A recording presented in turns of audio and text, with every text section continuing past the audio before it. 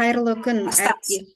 қайырлы күн әріптестер. Сіздермен жүздескеніме қуаныштымын. Мен Асакаров ауданы Әлихан Бөкейхан атындағы Тірек мектебінің бастауыш сынып мұғалімі Ашимова Нұргүл Төлегеновна, Теміртау қаласы Абай, Нұра аудандарының ұстаздарына тәжірибе тарататын боламын.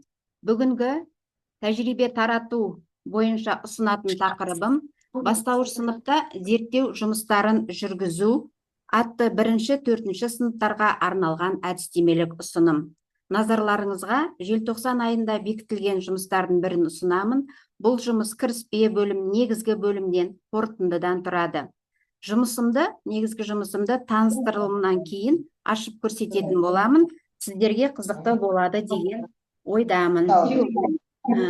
Бұл жұмыстағы мақсатым бастауыш сыныпта зерттеу жұмыстарын жүргізу атты әдістемелік ұсыным бойынша тәжірибе бөлісіп отырып, бастауыш сыныпта зерттеу жұмыстарын жүргізудің Камера сөндіріңіздер. әдістемелік негіздерін айқындап, мұғалімдерге практикалық бағыт-бағдар ұсыну. Әдістемелік ұсынымның міндеттері: зерттеу әрекетінің бастауыш сынып оқушысы үшін маңызын негіздеу, зерттеу жұмыстарын ұйымдастырудың тиімді әдіс тәсілдерін ұсыну, оқушылардың зерттеушілік дағдыларын дамытуға арналған тапсырма үлгілерін көрсету, және мұғалімдерге зерттеу жұмыстарын сабақ пен сабақтан тыс уақытта ұйымдастыруға арналған нұсқаулық беру.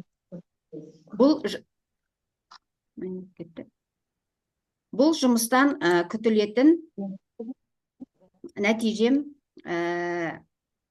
мұғалімдер бастауыш сынып оқушысының зерттеу әрекетінің маңызын түсініп, оқушыларға зерттеудің әсерін дәлелді түрде түсіндіре алады. Мұғалімдер зерттеу жұмысын жүргізудің негізгі кезеңдерін тиімді меңгеріп, әдістерді жүйелі қолдана алатын болады. Оқушылар зерттеу дағдыларын меңгереді, шағын жобалар мен зерттеу жұмыстарын жүйелі орындай бастайды. Мұғалімдер сабақта және сабақтан тыс уақытта зерттеу жұмыстарын жүйелі ұйымдастырады. Звук өшіріп қойсаңыз, әріптес. Бұл әдістемелік ұсыным жалпы білім беретін мектептердің бастауыш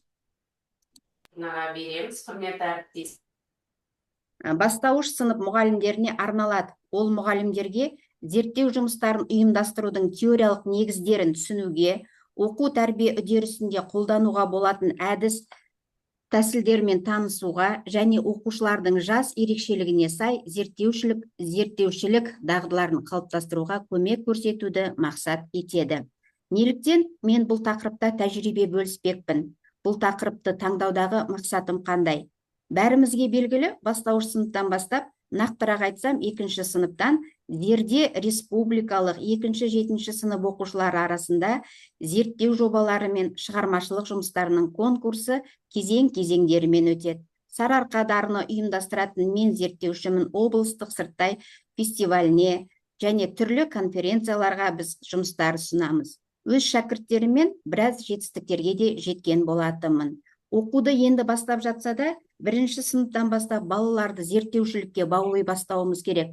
Бұл өз кезегінде кей мұғалімдерге қиындық туғызуы да мүмкін. Бүгінгі ұсынатын жұмысым бұл бір жылдың ғана нәтижесі емес, біраз жылдардың жұмысы нәтижесінде жазылған болатын.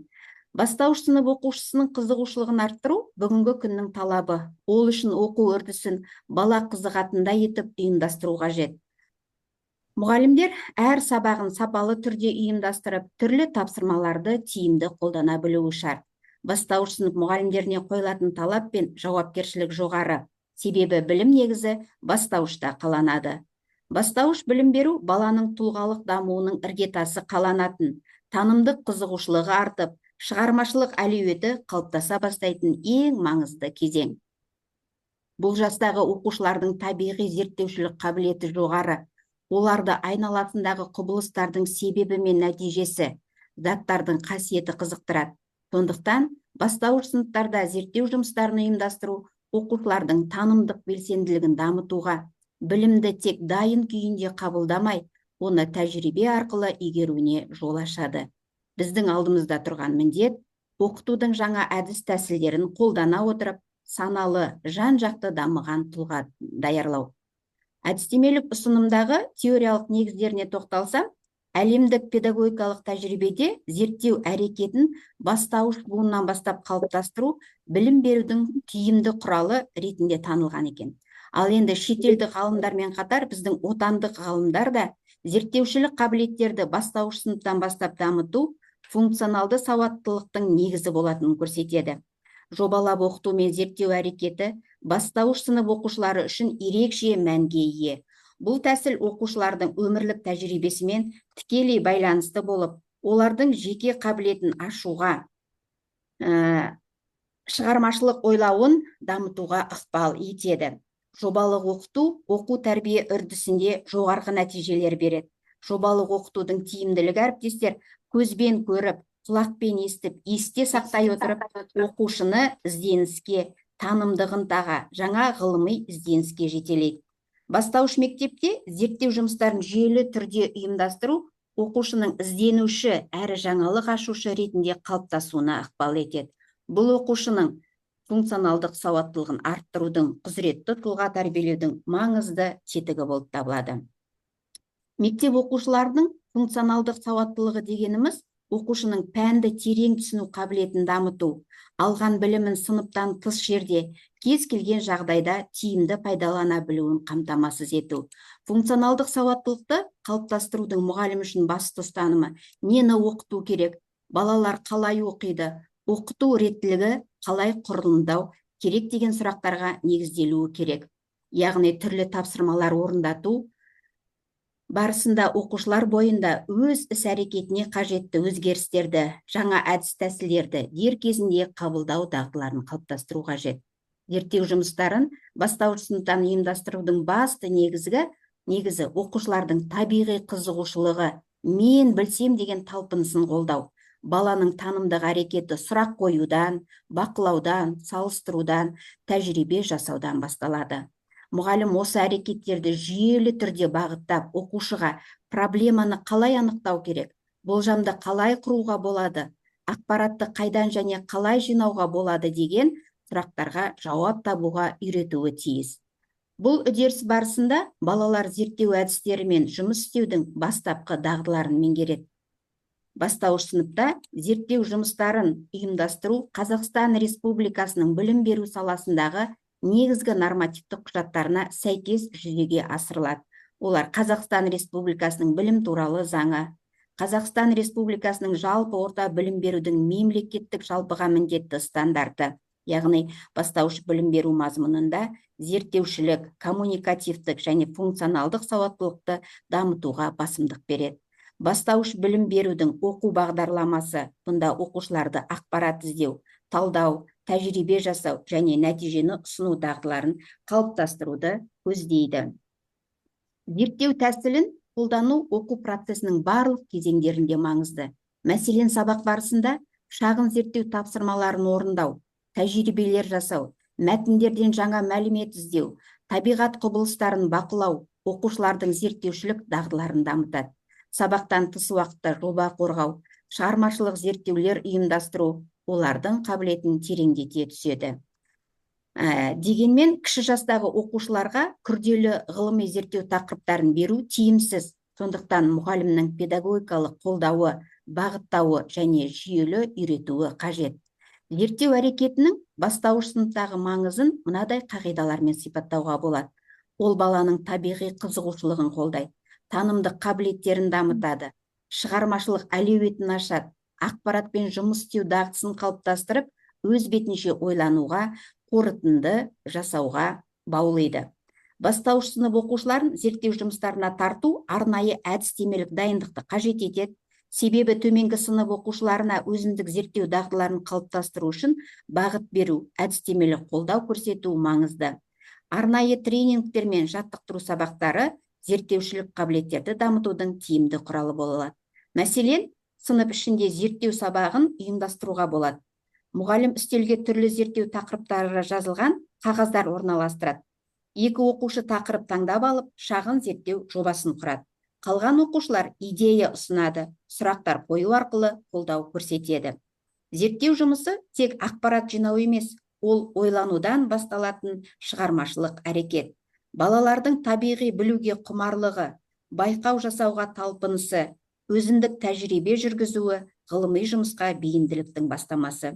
Дегенмен, зерттеу дағдыларын қалыптастыру барысында балаға шамадан тыс жүктеме бермей, біртіндеп үйрету қажет.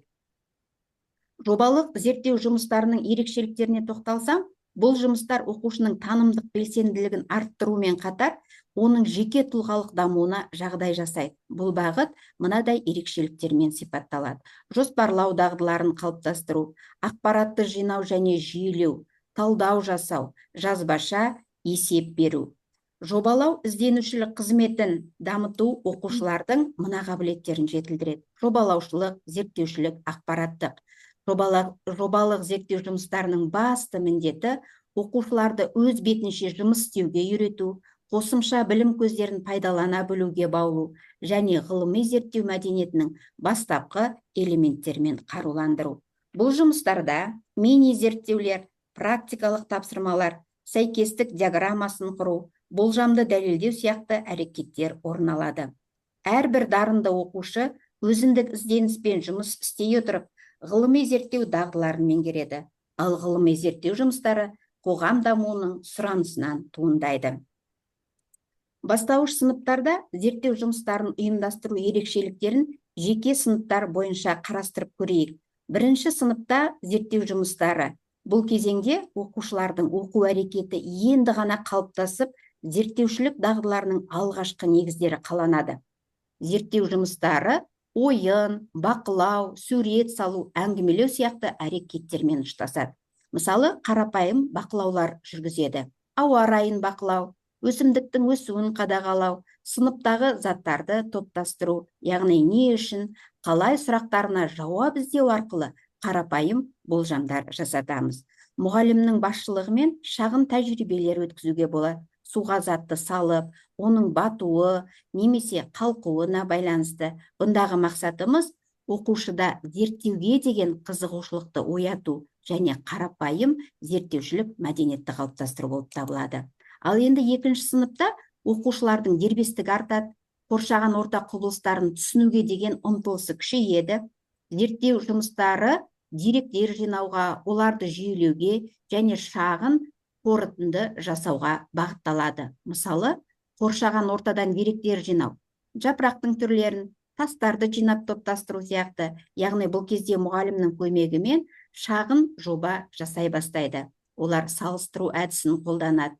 Бұл кездегі мақсатымыз бақылаудан дерек жинап, оны қарапайым жүйелеуге үйрету.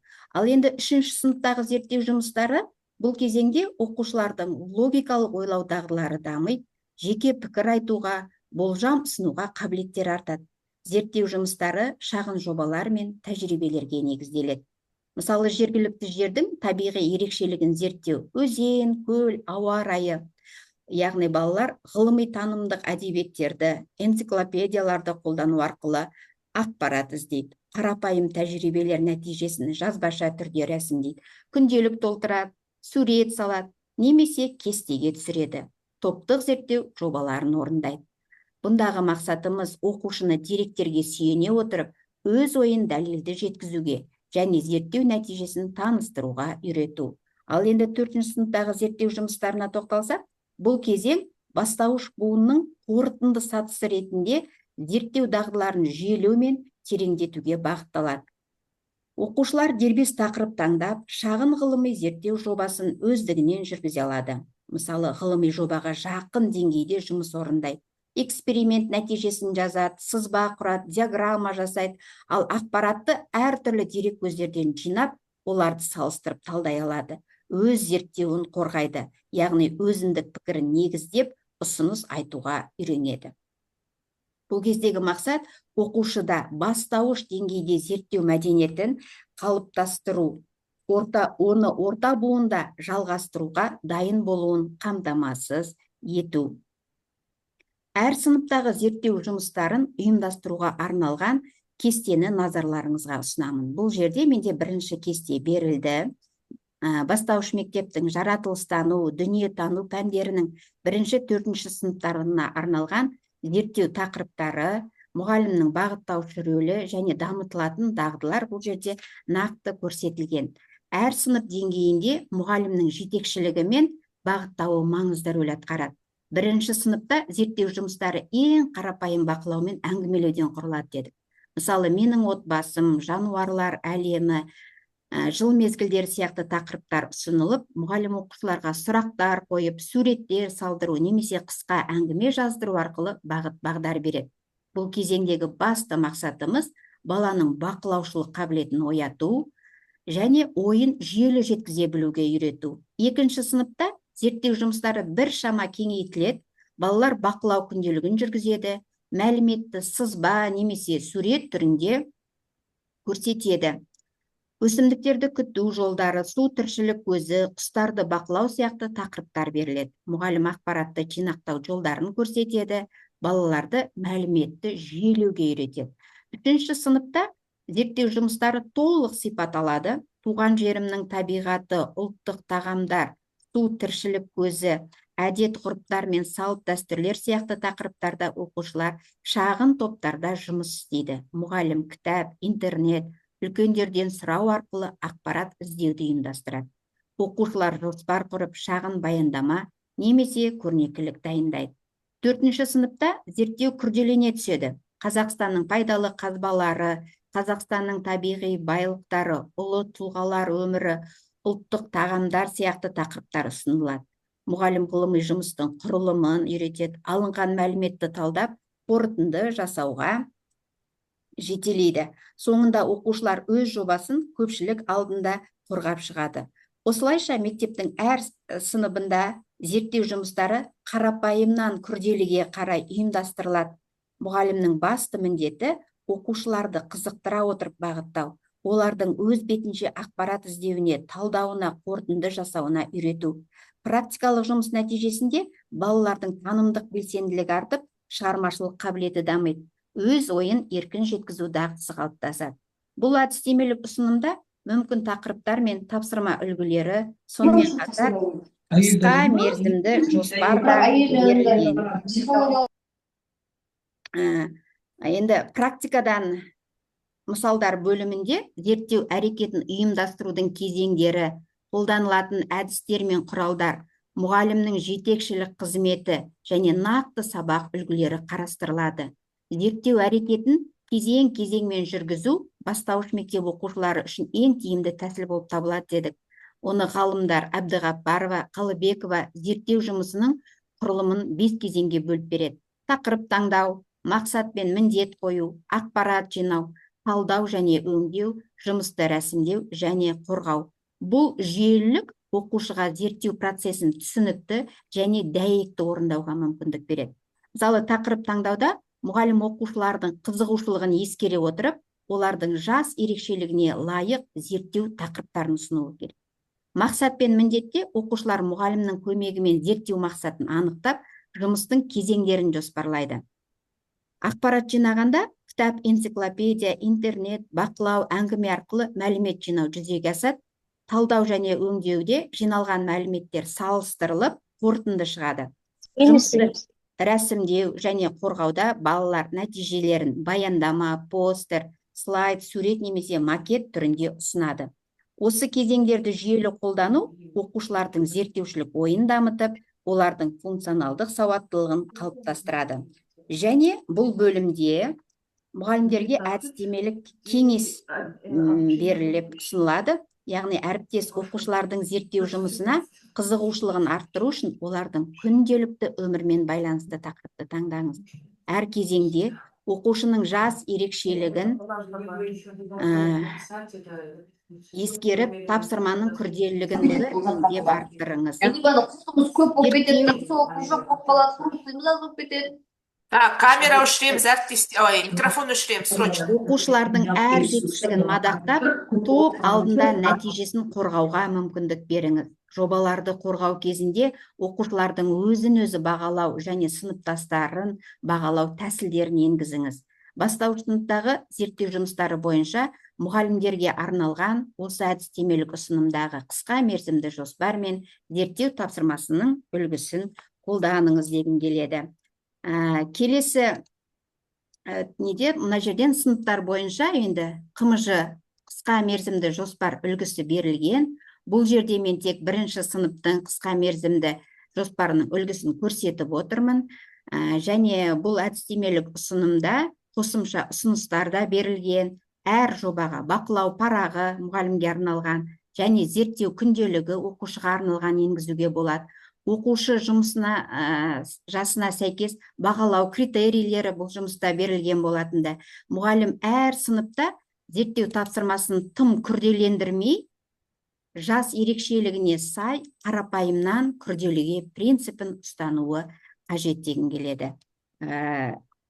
Енді мен өз тәжірибем барысында жаратылыстану пәнінің оқушылардың функционалдық сауаттылығын дамытуда маңызы зор екенін айтқым келеді. Себебі оқушылар бұл пәнде тәжірибе жасап, зерттеу жұмыстарын жасайды. Жаратылыстану пәнін оқытудағы ең басты мақсатымыз баланың зерттеу дағдыларын қалыптастыру.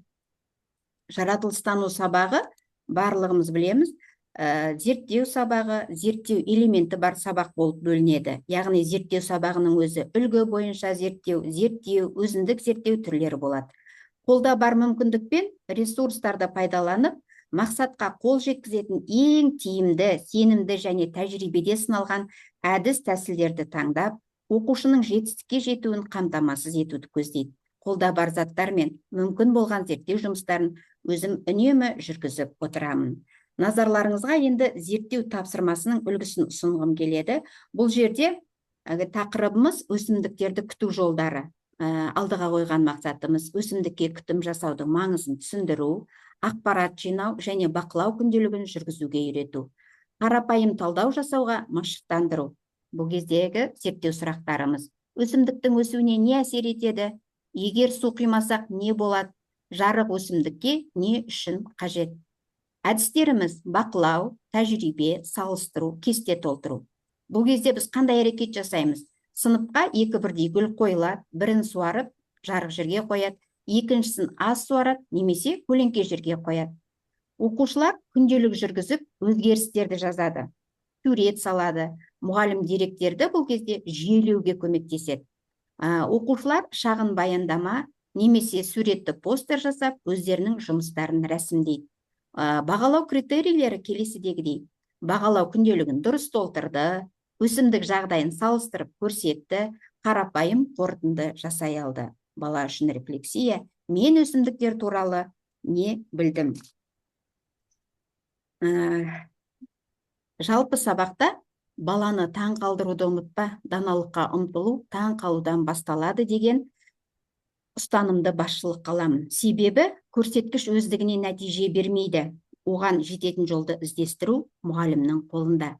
Практикаға бағытталған тапсырмаларды сабаққа қалай енгізуге болады? Жаратылыстану пәні ол практикаға бағытталған пән. Бұл мәтін оқытып, қандай да бір теориялық мәлімет, материалдар беретін пән емес. Кез келген оқу мақсаты алдымен практикалық тұрғыда орындалады.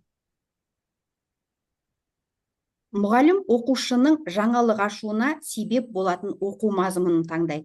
Эксперимент немесе бақылау, болмаса ақпарат көзімен жұмыс істейді.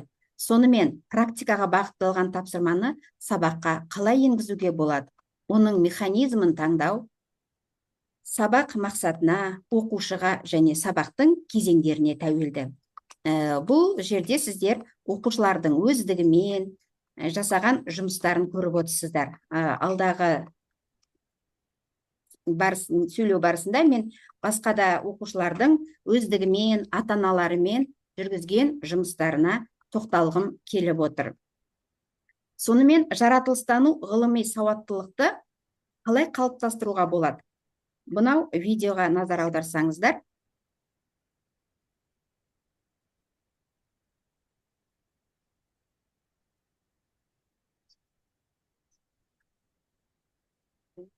Сонда сен слайдты бастаған кезде совместный звук дегенде галочка қою керек еді. Ауызша айта беріңіз, Нұргүлмайым, ауызша айта беріңіз. Ғылыми сауатты адам жаратылыстану ғылымдарына, технологияға қатысты тақырыптарды талдайды. Пікірін дәйектейді, әрі қорытынды жасайды. Жаратылыстану сауаттылығы белгілі бір құзыреттіліктердің болуымен анықталады. олар құбылыстарға ғылыми түсінік береді, ғылыми зерттеудің негізгі ерекшеліктерін түсініп, әдістерін қолдана алады, қорытынды жасау үшін деректерді талдайды және ғылыми дәлелдер келтіреді. Бастауыш сынып оқушысының жаратылыстану сауаттылығын қалыптастыру сабақта тапсырмалар арқылы жүзеге асырылады дедік. Тапсырмалар шартты түрде 3 топқа біріктіріледі. Қалай білуге болады? Түсіндір, өзің жаса. Олардың бірінші тобы теориялық білімді қалыптастыруға бағытталған тапсырмалар, екінші тобына практикалық іс-әрекет барысында білімді қолдануды көздейтін тапсырмалар жатады. Шығып кеттім бе? Жоқ, қосылып тұр. Неге? Мен өзімде көрінбей қалды. Жоқ, көрініп тұрсыз, әріптес.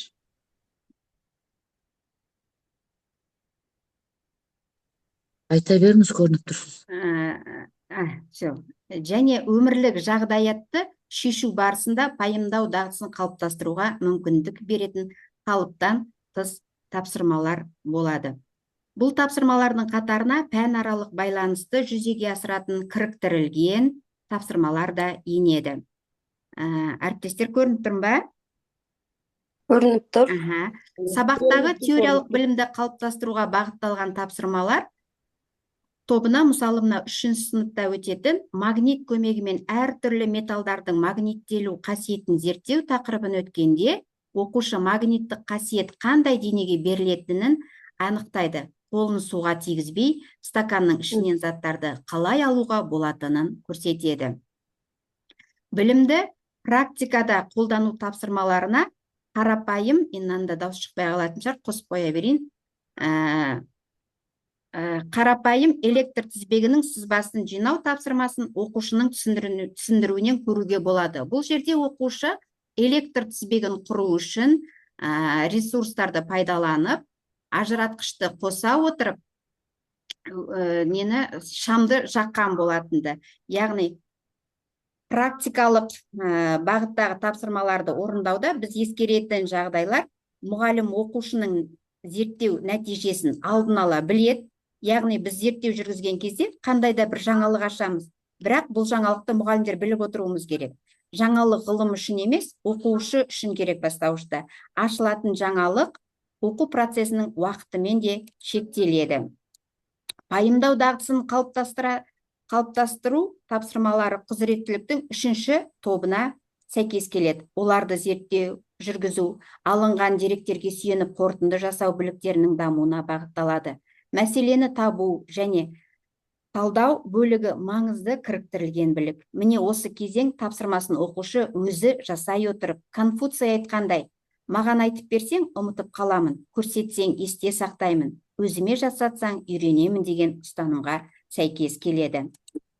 Бірінші сыныпта өсімдіктердің тіршілігіне қажетті жағдайлар тақырыбын өткен кезде оқушылар өсімдіктердің өсуіне қажетті жағдайлармен танысады. Өсімдіктердің тіршілігіне су, жарық, жылу, ауа, топырақ қажет екенін теориялық тұрғыдан біледі.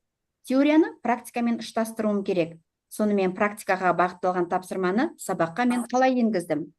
Осы тақырыпты өткенде зерттейік айдарымен берілген тәжірибе бар. Сол тапсырманы біз орындадық. Сынып оқушылары бұршақ өсіру тапсырмасына қатысты. Бұл тәжірибе ұзақ мерзімді қамтыды. Балалармен қоса ата-аналардың да енді не болады деген сұрақтары болды.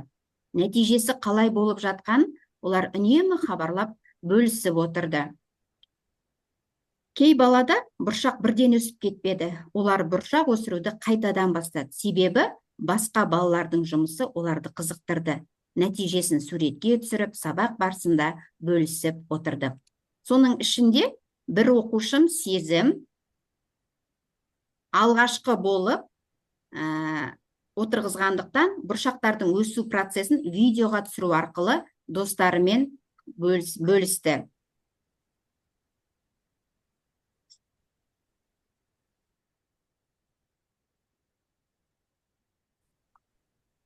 Дауыс естілмей тұр ғой дейме тағы да? Байқамай қалғаным. Естілмей тұр аға дауыс. Бұл жерде бала видеоға түсіру презентация жасап әкелу арқылы өзінің бұршақты қалай өсіргенін бөліскен болатынды. Бұл бұршақтарды жинау барысында оқушыда өзін қызықтыратын сұрақтар туындады. Бұршақты не үшін өсіреміз, күнделікті өмірде қайда қолданамыз, оның қандай пайдасы бар деген сұрақтар туындады. Неге көрсеңіздер, бұршақтарын өсіру процесін ата-анасымен, әкесімен бірге жасаған болатынды. Ендігі бұл жерде балада сұрақ туындады дедік. Ол бала бір бұршақтан қанша дән алуға болады, оны қалай сақтауға болады деген сұрақтарына жауап іздеді. Анасымен бірге дүкенге барып, бұршақтардың консервіленген түрлері болатынын көріп, бағаларын салыстыра бастады. Осы тақырып бойынша біз жұмысты жалғастырып жатырмыз, яғни жоба жазуды қолға алдық. Алдағы уақытта қызықты жұмыс ұсынбақпыз. Әдістемелік ұсынымым 2024 жылдан бастап білім беру ұйымында апробациядан өту үшін енгізілді. Ұсынымның нәтижелерін іске асыру мақсатында жүргізілген инновациялық педагогикалық тәжірибе зерттеліп талқыланды.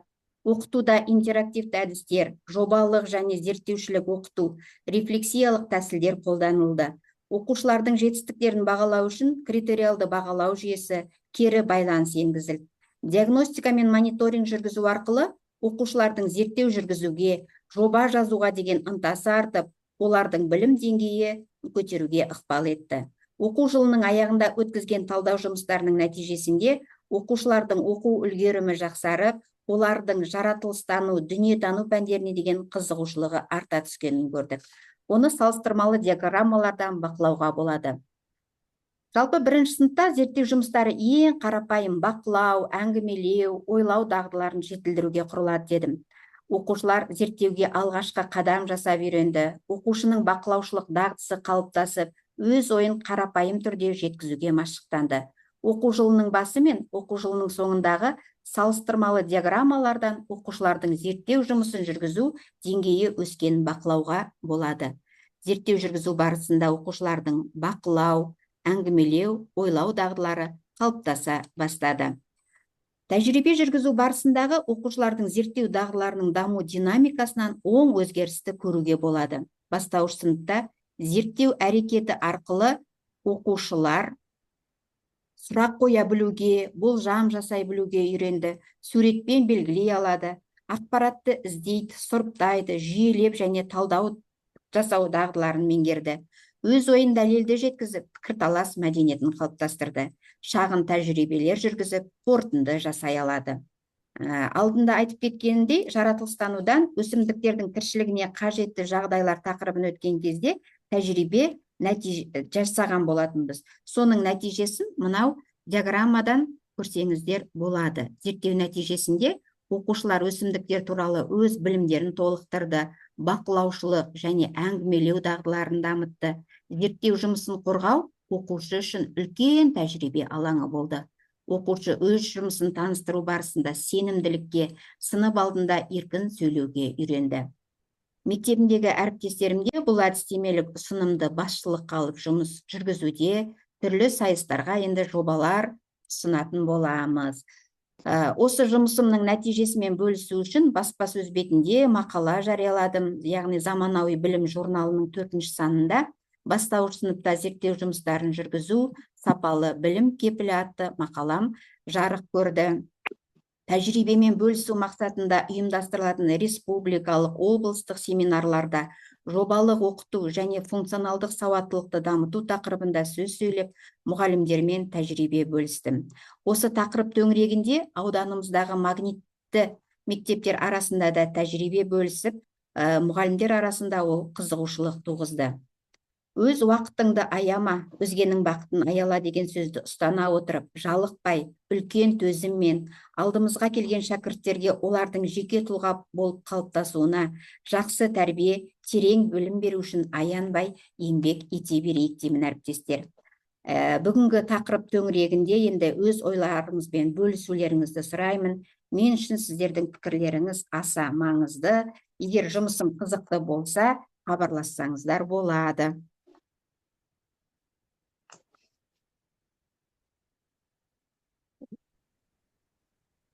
Рахмет сізге, жұмысыңыз өте тамаша екен, қатты ұнады. Балалармен жұмыс жасауға өте маңызды екен. Сізге көп рахмет, осындай қажымай, талмай еңбек етіп, оқушыларыңызбен табандылықпен еңбек етіп жүрген жемістеріңіздің нәтижесін көре біліңіз. Көп рахмет сізге. Рахмет сізге. Нұргүл Әлпес, сізге көп рахмет. Сіздің бүгінгі қорғаған бағыттардың жобаңыз өте көп әсерін тигізіп жатыр. Өзіңізге қажет мәліметтерді түртіп алдық. Жоба қалай қыр-сырын үйрендік. Сізге шығармашылық табыс тілейміз. Рахмет сізге. Рахмет. Өте қызықты болды, жақсы. Рахмет әріптес. Жақсы. Міне сізге жазып жатыр чатқа. Әріптестер, енді қараңыздар, жақсы жаңағы ұсынымдар айтып жатсыздар. Енді осы кісінің номерін жазыңыз чатқа, Нұргүл мұғалім номеріңізді. Осы жұмыс қызықтыратын болса, ары қарай қолданатын болсаңыздар, осы кісіге хабарласасыздар. Чатқа номеріңізді жазыңыз. Қазір.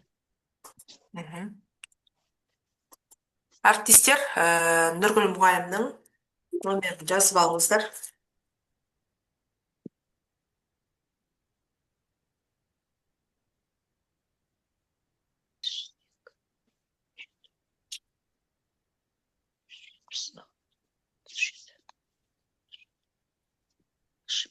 Так, Записьті өшіре берейін бе? записьті өшіріңіз. Запись. Номер жазды әріптестер, Ашемова Нұргүл Төлегенна. Тез-тез жазып алыңыздар. Жақсы әріптестер, записьті өшіріңіз. Записьті. Шықпаймыз ешқайсымыз. Остановитті басам ғой, Иә, остановить.